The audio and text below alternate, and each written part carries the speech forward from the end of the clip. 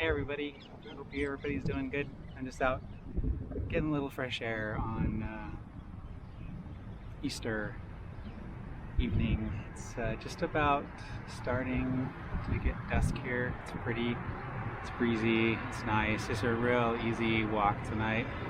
I did a real hard cardio workouts the last couple of days, so just wanted to take it easy today. Um, Not much happening. What I'm going to do is following is going to be a excuse the loud noise.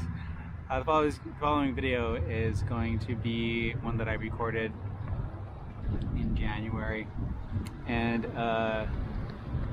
it follows kind of some comments on a video that I watched from Review Tech USA, and some kind of ideas rambling about. So I hope you guys enjoy it, and I will see you guys later. Hi, I just wanted to do a quick update. I was just watching I mostly watch YouTube for entertainment, and there's a couple guys I like to watch. I'm really into video games and kind of getting into keto cooking now because, you know, there's only so many bacon and eggs that you can eat before you're gonna go freaking crazy. But I like to watch this guy named this channel called Review Tech USA, and although the channel is called Review Tech, he doesn't really do that many reviews. But you know, he just talks about a lot of stuff happening in the gaming scene. The latest video I watched, he said he was nearly 420 pounds. And he said he lost 170, so he's down to 250 pounds right now. But he did a piece on fat acceptance, which I thought was pretty interesting. How he mentioned that in retail stores now there are obese mannequins showing really huge clothes, and he mentioned that he used to go into like you know, regular retail, Macy's or whatever, and would never be able to find clothes his size. And I kind of understand that. They don't really carry really big clothes. But now he said that, you know, they are carrying really big clothes and even have obese mannequins. And he was saying, you know, how awful it is that about fat acceptance, that doing this is fat acceptance. I believe that in the United States, that because of the kind of food that we have available to us, and it's cheap, and it tastes really good because it has a lot of sugar and has a lot of fat in it, and those two things together are just amazingly awful for you. And there's not enough education, I think, and it's causing, you know, these people to really eat really badly and gain a lot of weight.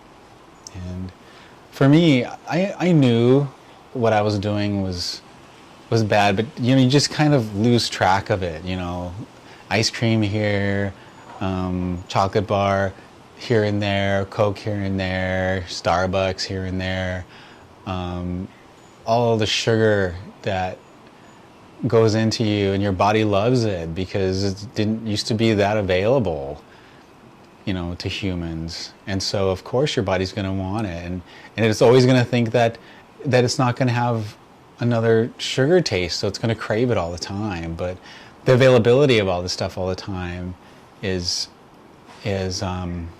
detrimental to everybody. You know, I am a testament to that. At my biggest, I wasn't 420 pounds, but I was 315 pounds at my biggest.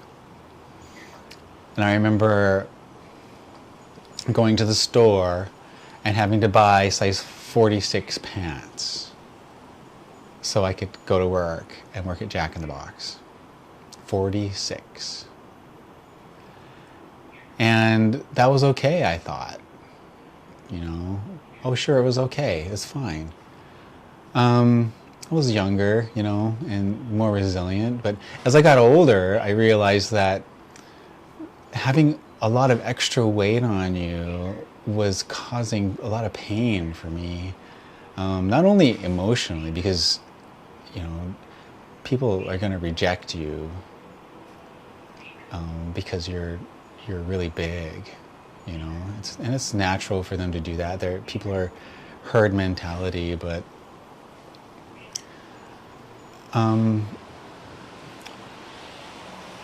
the stores are reacting to what the reality is right now in the United States. They're gonna do, because we're getting fatter and fatter all the time, and so they're, you know, I don't think that calling it fat acceptance in a store because they have fat mannequins and fat clothes, I wouldn't call that fat acceptance, just because stores are not that politically correct or don't care, you know, about it. All they want to do is make money, and they see that America is getting fatter and fatter and fatter, and they know that if they carry big fat clothes, they're going to be able to steal business from those, you know, from the big and tall shops.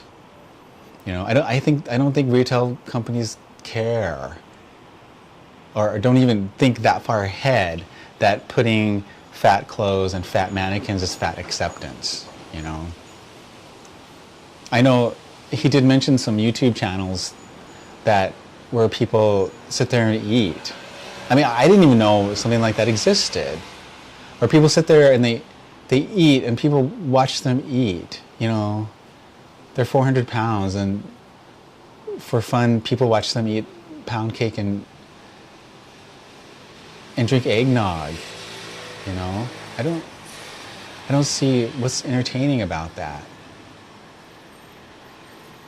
I agree with him that, you know, these people who eat this stuff and have followers, you know, that watch them, I think it's really bad for them. I mean, that's these really young people, you know. The girl I saw, she can't be more than she has to be in her 20s, and she's 400 pounds.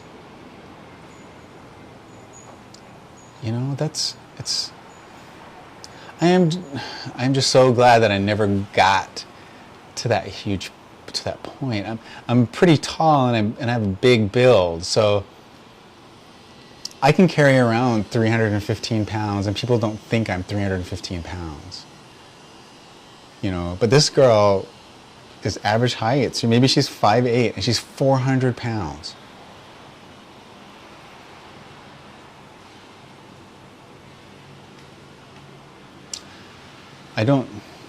Like I say, I don't think, you know, his argument, I see where he's coming from, but I don't think that retail stores care that much about the people that come visit them. I really don't. Like clothing stores, they just know that people are getting bigger, and it's another revenue stream for them. I can't blame them for that. I mean, that's not their job. Isn't to, you know, try to figure a way out of the obesity problem in the United States.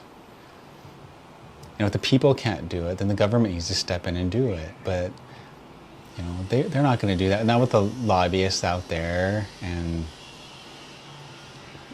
you know, for the fast food companies and sugar companies. I mean, a huge portion of the sugar that we eat comes from corn syrup, you know, and farmers grow a lot of corn. And, you know,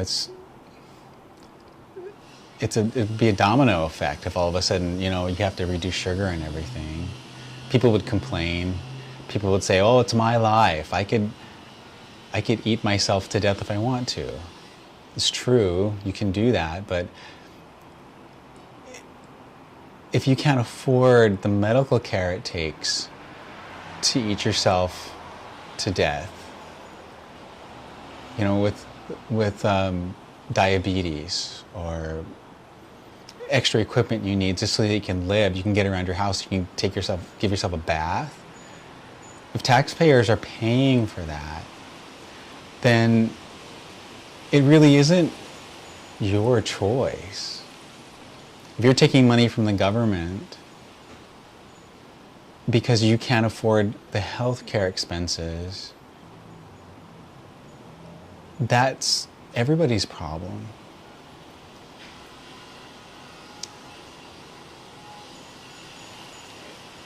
I know I would hate for the government to tell me what to do, of course. But if people, if kids growing up, they don't know any better, and they're going out of control eating, and the parents don't know any better either, this several generations of people not knowing, not exercising, and not eating properly. It's not really their fault, but somebody needs to step in and do something. And the only way to do it is if it gets to a crisis point, then you need to force their hand, Maybe, make it easier for them to buy healthier foods, instead of going to McDonald's for $3 and having a cheap, fat, sugar-filled meal that, a person that's not making a lot of money, they'll survive, but it's not good for them. It sucks that it costs so much extra to eat healthy here. I'm lucky that I'm not rich, but I have enough money that I can go to a good grocery store and get healthy food for me to eat. Some people don't have that. But anyway, I'm kind of off topic here, but the fat acceptance piece, I think you need to be passionate, compassionate to people, because if you haven't been in the situation that Rich from Review Tech and I have been in, you don't understand that absolute power that food has over you. The ice cream is my favorite thing in the world. I would eat it all the time. It has this power over you because it tastes good, and your body craves it. The combination of the fat and the sugar and the foods, your body craves that naturally because it's such a rare thing that you would come across normally. But it's in such abundance, your body doesn't realize that you could just go to Dairy Queen and get a Blizzard anytime you want. Your body thinks that you roam across the savannah and then a Blizzard shows up. It's like, oh my God, I have to eat this Blizzard right now. And every Blizzard that I see, because it's so rare, but nowadays it's not. It's not rare. I don't think fat acceptance is good. I don't think fat acceptance being the norm is good, but I think everybody needs to be compassionate to these people, and they have to try to understand that it's a real problem, and it's a problem in their brain. It's a chemical problem that people who eat bad or overeat and gain a lot of weight, it's powerful, and it's really hard to get out of it, to break out of it. I've been working on this for a long time, and every minute I have to think about it. It's like an addict, when you're coming off of heroin or whatever.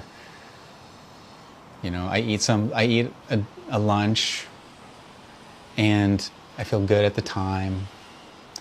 And then later, I think about food again.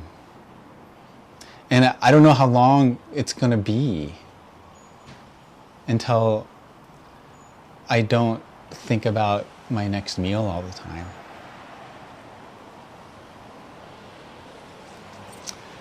I see little things happening with my body, that I like. Being able to walking to work is starting to get easier. Just just doing it.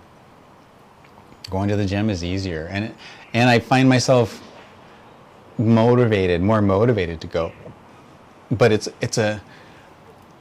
something that you have to just start. You know, you don't want to start when you're really heavy because it hurts to get up and move around. It does. It's awful. But if you don't do it,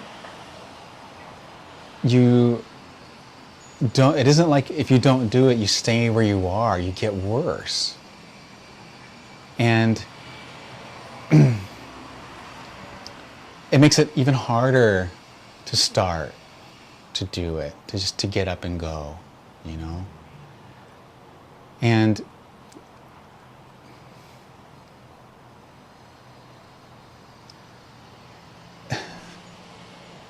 there's no such thing as staying in one place. You're either going to get up and you're going to start, and you're going to start to feel better about yourself and start to lose weight and start an eating plan, and even little tiny changes you can make, you know. But you just have to, it's just that little motivation, a little push. And the more you go, the easier it gets, and it becomes a snowball effect where you're, oh God, I feel really good, and it's not going to be so bad the next time I have to go out, you know. But the snowball goes the opposite way too.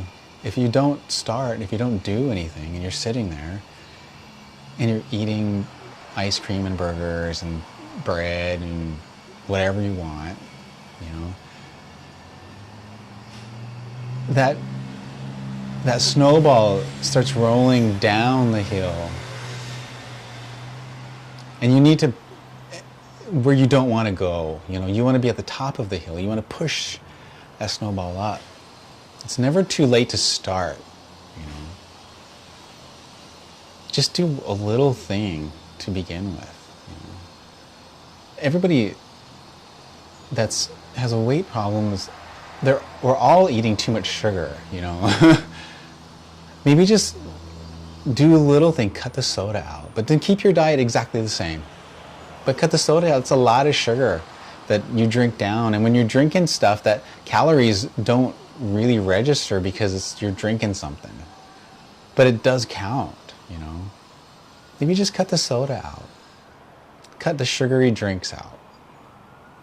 And see how you feel after 2 weeks, 3 weeks. Look at the scale. You know, you might see an improvement there just with that little tiny change. Then you might be motivated to go out for a little walk once in a while. It doesn't have to be 10 miles a day. Just a little walk, 10 minutes, 5 minutes.